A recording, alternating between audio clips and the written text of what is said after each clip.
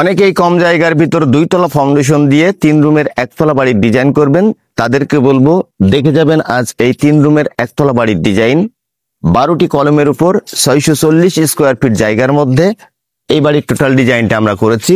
Foundation থেকে ছাদ দিয়ে এখন যতটা কাজ করা হয়েছে তার খরচ কত, বাড়ির ফ্লোর প্ল্যান সহ বিস্তারিত বিষয়টি জানতে দেখতে থাকুন ভিডিওটি।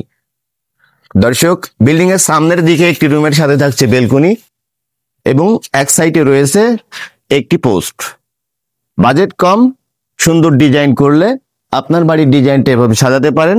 বাড়িটার মেন গেটের সাইজ আছে প্রায় 9 ফিট।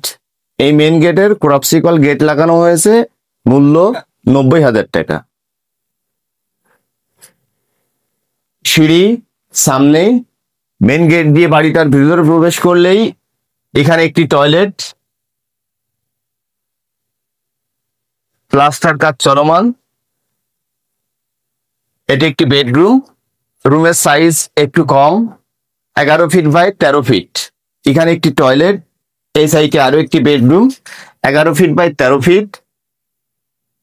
এটা একটি কিচেনের সাইজ আছে 10 ফিট বাই 7 ফিট। সামনে আরো একটি বেডরুম।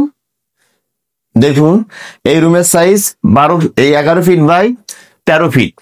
মোট এই 640 স্কোয়ার ফিট জায়গার মধ্যে 2 তলা ফাউন্ডেশন দিয়ে বাড়িটার ভিট বালু ভরাট সহ যতটা কাজ আমরা করেছি তার খরচ মোট এখনো পর্যন্ত 12.5 লক্ষ 13 লক্ষ টাকা, এতটাই কাজ।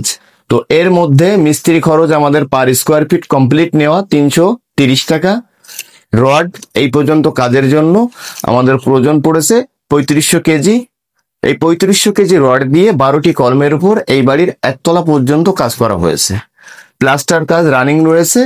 ইটের প্রয়োজন পড়েছে মোট এখনো পর্যন্ত 20,000 পিকেট সহ গাঁথনির ইট, কারণ বিল্ডিংটা খুবই ছোট।